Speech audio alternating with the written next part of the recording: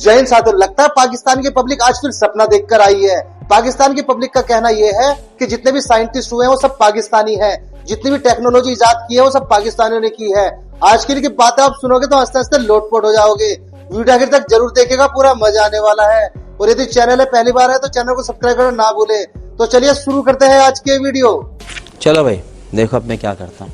Madam यहाँ पे पढ़ाई है कौन सी है तो बताएं आप हमें।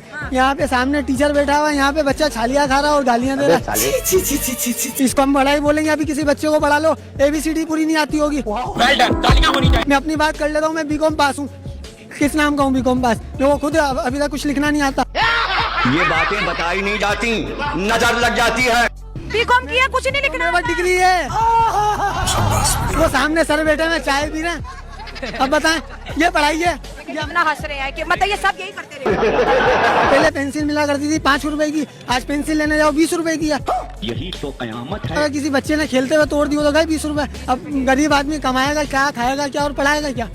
हमारे मतलब आपको मत सिखा। 5 वक्त की नमाज पढ़े, पूरी दुनिया से हमारा मुल्क जीत सकता है। हमको सिखा दिया है। सर बीच में टैलेंट भी तो होना चाहिए ना। दीन ठीक है, दीन एक तरफ रखकर बात करें ना। आप सारी अवाम नाखुश है कि आप कैसी टीम लेकर भारत गए हैं। दुनिया की हर टीम एक तरफ मेरे अल्लाह का कलमा और जिक्र हर वक्त दिल में करते रहे और नमाज पढ़ते रहे। को खाज है बिल्कुल पाकिस्तानियों को कि हर जगह नमाज पढ़ो। कभी जिंदगी में किसी टीम में, किसी कुश्ती कबड्डी में, दुनिया के किसी मुकाबले में कोई आदमी नहीं हार सकता। क्या बात है सर? तो थोड़ा इस मुल्क के लिए भी दुआ कर देना। मुल्क के लिए भी दुआ करें, इस मुल्क का बेड़ा गर्क हो गया है। दुआएं नहीं लग रही हमारी किसी की भी। पूरा मुल्क तरक्की कर सकता है अगर ये सदका खैरात निकाले, उसके बाद नमाज पढ़े, भाई उसके बाद रिज़्क़ हलाल ढूंढे। हमारा मुल्क सदके खैरात पे चल रहा है इस वक्त। तो मोहम्मद रिजवान को बोलना दोबारा नमाज पढ़ ले। कैसे कैसे लोग रहते हैं यार यहाँ पर। मार्को रूबियो इंडिया आ रहे हैं।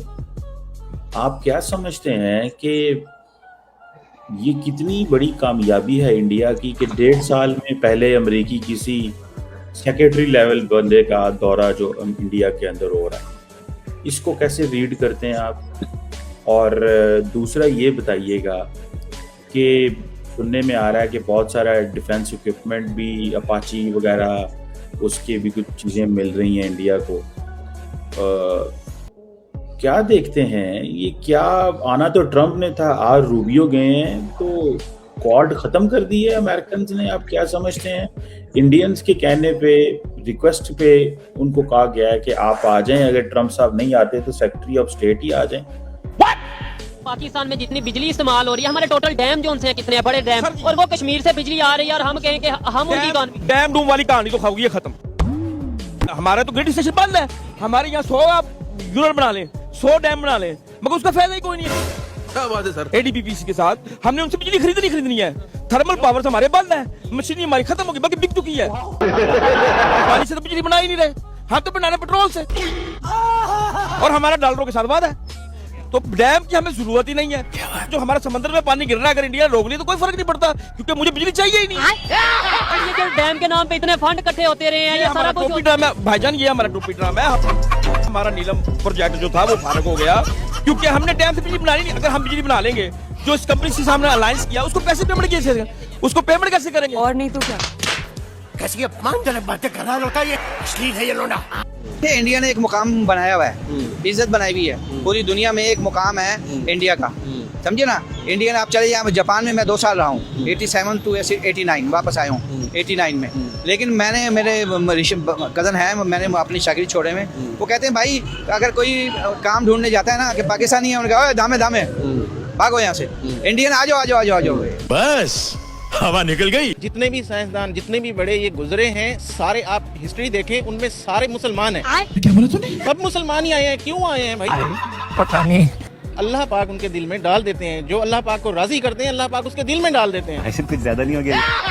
जब हम कितनी तादाद होती थी, जब जंगें होती थी, कितनी 313, आगे कितनी हजारों की, वो क्यों कैसे जीत जाते थे? पता नहीं। अल्लाह की तरफ से फरिश्ते उतरे। क्या बोला तूने? क्या बात है सर? आखिर वो पूरी जंग जीते कि नहीं जीते? वो कैसे पहुंच गई? उस वक्त मोबाइल नहीं था। अच्छा, हम खुद अपने अल्लाह को राजी करें, अल्लाह की तरफ से अच्छे हुक्मरान आएंगे, अच्छे फैसले में आगे चले जाएंगे। हाँ तो बिल्कुल जाएंगे। क्या बात है सर? आज तक हम टेक्नोलॉजी जितनी भी इस्तेमाल करें वो यहूदी और काफिरों की करें।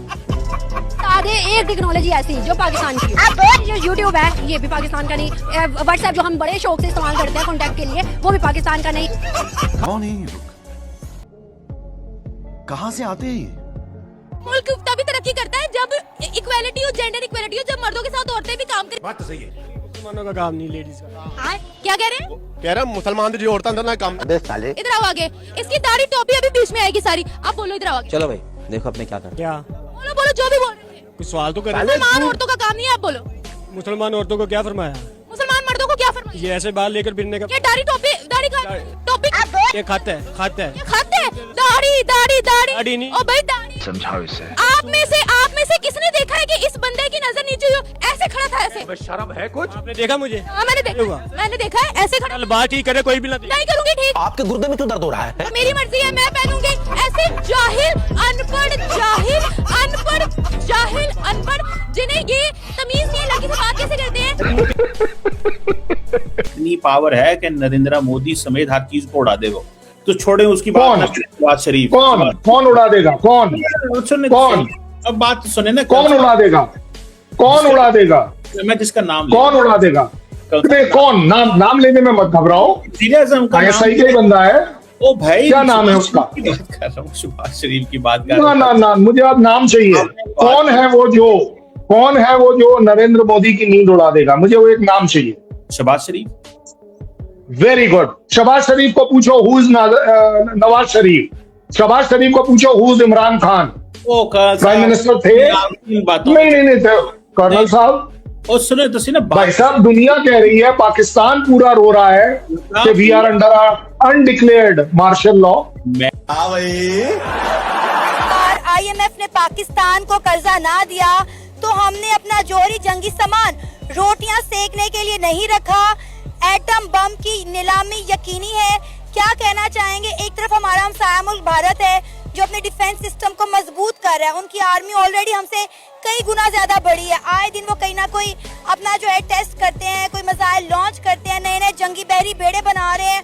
और अगर हमने एक बम बना ही लिया है तो आज पाकिस्तान के सियासतदान उसे भी बेचने पे निकल पड़े हैं। अरे बाबा, इधर जहर खाने का पैसा नहीं है तुझे। ये तो बेसिकली सरासर झूठ है, ऐसी कोई बात नहीं। ये शुरू से ही जो है ना वो अमेरिका के गुलाम आ रहे हैं। आज तक इन्होंने पाकिस्तानी कौम के लिए और पाकिस्तान के लिए कुछ नहीं किया। तो ये सिर्फ अपनी जो है ना वो हुकूमत को इंगेज करने के लिए, उसको थोड़ा सा हाईलाइट करने के लिए, एक सियासी बयानिया बनाने के लिए कोशिश कर रहे हैं। तो और कुछ नहीं है ये इसमें। यानी आपको लग रहा है कि एम ही छोड़ रहे हैं, कुछ नहीं करने वाले। आप क्या कहना चाहेंगे सागदार साहब के इस बयान पे? First of all, defence system के बिना तो मुल्क चल भी सकते हैं। ऐसे बहुत सारी कंट्री लाइक सिंगापुर, इनके पास एटम बम है। जो खलीज मुबारक है, इनके पास एटम बम है नहीं है। सो वो कैसे अपने इकानमी को बूस्ट करते हैं, वो कैसे चलाते हैं? फर्स्ट ऑफ ऑल, एक सरकार को रिकंसिडर करना चाहिए। And by the way, we don't need like atom bombs, these types of things. We need education. We need the boost in our economy. We need something special. So if we do have the atom bomb, what we will do? Nothing.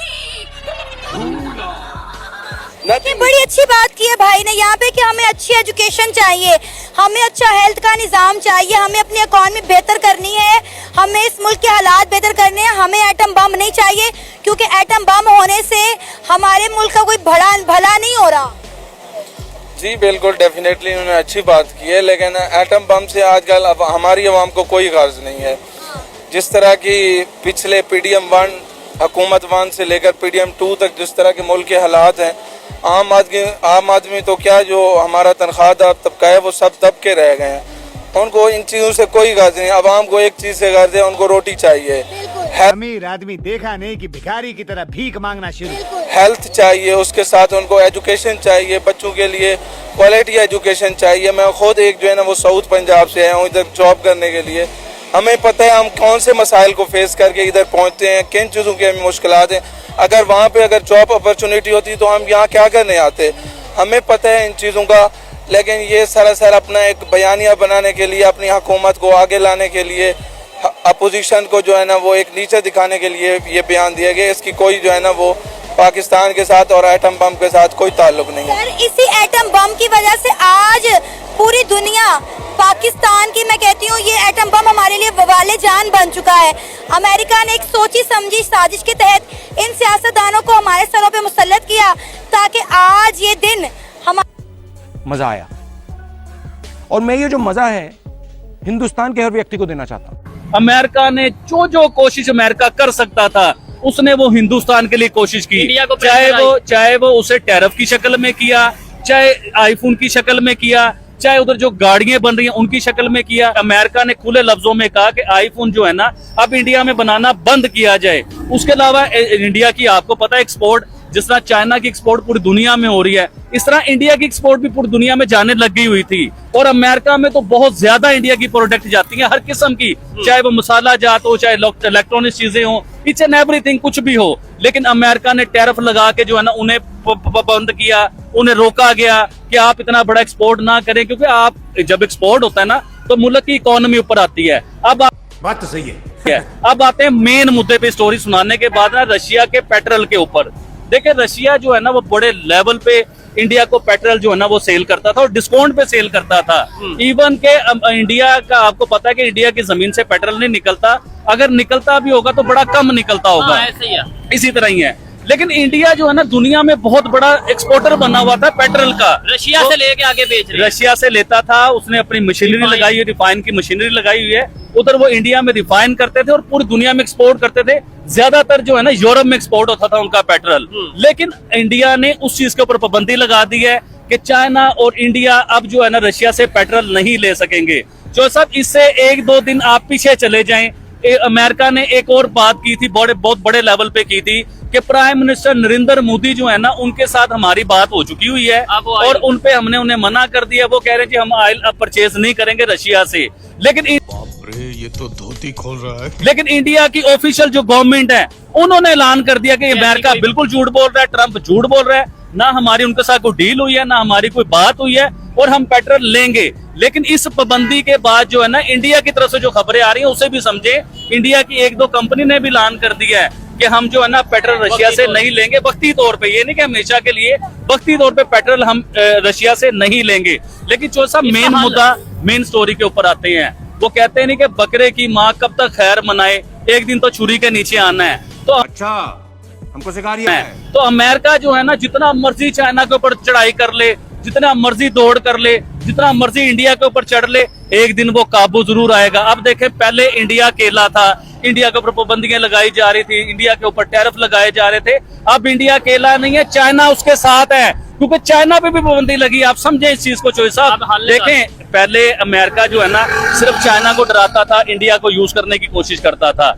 अब China और India दोनों जो है ना America के दुश्मन हो चुके और अमेरिका इनका दुश्मन हो चुका हुआ है। और जब इनके सर जुड़ेंगे आपस में, समझे मेरी बात को चोई साहब, इंडिया और चाइना के देखें हो पॉसिबल ही नहीं। मैं बताता हूँ आपको, देखें जब मुसीबत आती है ना 2 कंट्री की और दुश्मन दोनों का एक ही हो, ये मैं अपने तजर्बे क्या बात है सर, क्या बात है सर, क्या बात, ये बात है।